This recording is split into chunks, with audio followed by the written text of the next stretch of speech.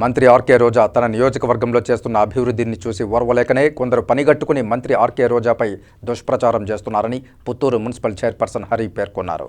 బుధవారం తిరుపతి ప్రెస్ క్లబ్లో ఆయనతో పాటు కౌన్సిలర్లు, వైఎస్ఆర్సీపీ నాయకులు మాట్లాడుతూ మంగళవారం పుత్తూరుకు చెందిన కౌన్సిలర్ భువనేశ్వరి రోజా వారి సోదరులపై అభాండాలు వేసి మీడియా సమావేశంలో తనకు రోజా చైర్పర్సన్ పదవి ఇస్తామని చెప్పిందని 40 లక్షల రూపాయలు తీసుకున్నారని ఆరోపించారన్నారు. భువనేశ్వరి చేసిన అభాండాలు పూర్తిగా అసత్యాలని వారు వెల్లడించారు. నియోజకవర్గంలో ఆర్కే రోజా పలు అభివృద్ధి కార్యక్రమాలు పెద్ద ఎత్తున చేపట్టారని, అలాగే ప్రభుత్వ సంక్షేమ పథకాలు పేదలందరికీ అందేలా రోజా కృషి చేస్తున్నారని, దీనిని చూసి ఓర్వలేకనే వైసీపీలోని అంతర్గత శత్రువులు రోజాపై దుష్ప్రచారం చేస్తున్నారని వారు ఆరోపించారు. ఎన్నికలు దగ్గర పడుతుండటంతో ఆమెపై ఎలాగైనా బురద జల్లాలని ఇలాంటి ఆరోపణలు చేస్తున్నారని వారు ఆరోపించారు.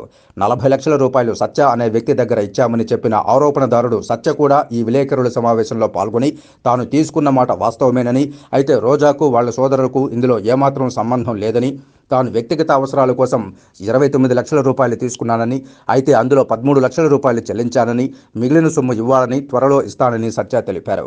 ఆర్కే రోజా నియోజకవర్గంలో నిజాయితీగా ప్రజలందరికీ సమాన ప్రాతిపదికన సేవలు అందిస్తున్నారని వారు కొనియాడారు. ఈ విలేకరుల సమావేశంలో మున్సిపల్ వైస్ చైర్మన్ హరితో పాటు కౌన్సిలర్లు, వైఎస్ఆర్సీపీ నాయకులు పాల్గొన్నారు. నగిరి కొట్టినాం.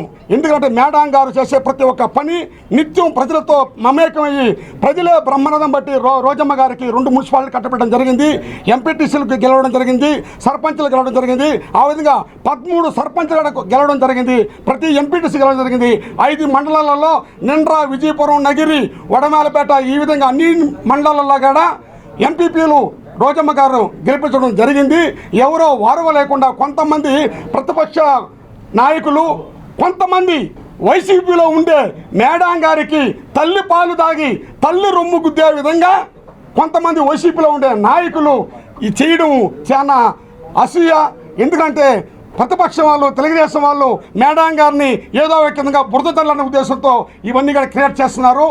17వ వార్డు కౌన్సిలర్ భువనేశ్వరి గారు మాట్లాడిన మాటలు అవంతా అవాస్తవాలు.